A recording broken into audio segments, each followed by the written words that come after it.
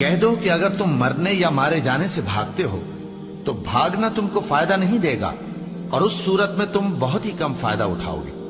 کہہ دو کہ اگر اللہ تمہارے ساتھ برائی کا ارادہ کرے تو کون تم کو اس سے بچا سکتا ہے، یا اگر تم پر مہربانی کرنا چاہے تو کون اس کو ہٹا سکتا ہے؟ اور یہ لوگ اللہ کے سوا کسی کو نہ اپنا دوست پائیں گے اور نہ مددگار۔ اللہ تم میں سے ان لوگوں کو بھی جانتا ہے جو لوگوں کو منع کرتے ہیں اور اپنے بھائیوں سے کہتے ہیں کہ ہمارے پاس چلے آؤ، اور وہ لڑائی میں نہیں آتے مگر کم، یہ اس لیے کہ تم سے بخل کرتے ہیں۔ پھر جب ڈر کا وقت آئے تو تم ان کو دیکھو کہ تمہاری طرف دیکھ رہے ہیں، اور ان کی آنکھیں اسی طرح پھر رہی ہیں جیسے کسی کو موت سے غشی آ رہی ہو۔ پھر جب خوف جاتا رہے تو تیز تیز زبانوں کے ساتھ تمہارے بارے میں باتیں کریں اور مال میں بخل کریں۔ یہ لوگ حقیقت میں ایمان لائے ہی نہ تھے، تو اللہ نے ان کے اعمال برباد کر دیے، اور یہ اللہ کو آسان تھا۔ یہ لوگ خوف کے سبب خیال کرتے ہیں کہ فوجیں نہیں گئیں،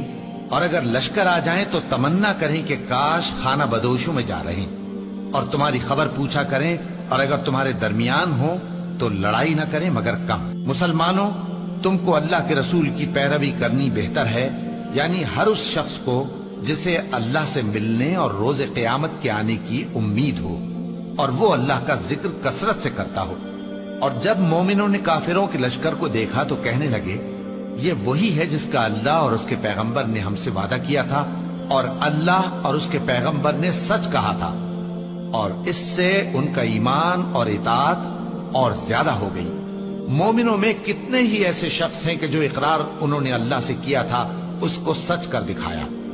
پھر ان میں بعض ایسے ہیں جنہوں نے اپنی نظر پوری کر دی، یعنی جان دے دی، اور بعض ایسے ہیں کہ انتظار کر رہے ہیں، اور انہوں نے اپنے قول کو ذرا بھی نہیں بدلا،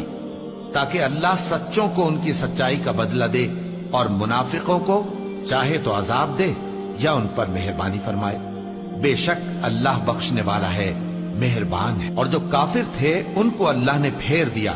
وہ اپنے غصے میں بھرے ہوئے تھے، کچھ بھلائی حاصل نہ کر سکے، اور اللہ مومنوں کے لیے لڑائی میں کافی ہو گیا، اور اللہ زور آور ہے، غالب ہے۔ اور اس نے اہل کتاب میں سے جن لوگوں نے ان کی یعنی مکے والوں کی مدد کی تھی ان کو ان کے قلعوں سے اتار دیا اور ان کے دلوں میں دہشت ڈال دی، تو بعض کو تم قتل کر دیتے تھے اور بعض کو قید کر لیتے تھے، اور ان کی زمین اور ان کے گھروں اور ان کے مال کا اور اس زمین کا جس میں تم نے پاؤں بھی نہیں رکھا تھا اس نے تم کو وارث بنا دیا، اور اللہ ہر چیز پر قدرت رکھتا ہے۔ اے پیغمبر، اپنی بیویوں سے کہہ دو کہ اگر تم دنیا کی زندگی اور اس کی زینت و آرائش چاہتی ہو تو آؤ میں تمہیں کچھ مال دوں اور اچھی طرح سے رخصت کر دوں، اور اگر تم اللہ اور اس کے پیغمبر اور عاقبت کے گھر یعنی بہشت کی طلبگار ہو تو تم میں جو نیکوکار ہیں ان کے لیے اللہ نے اجر عظیم تیار کر رکھا ہے۔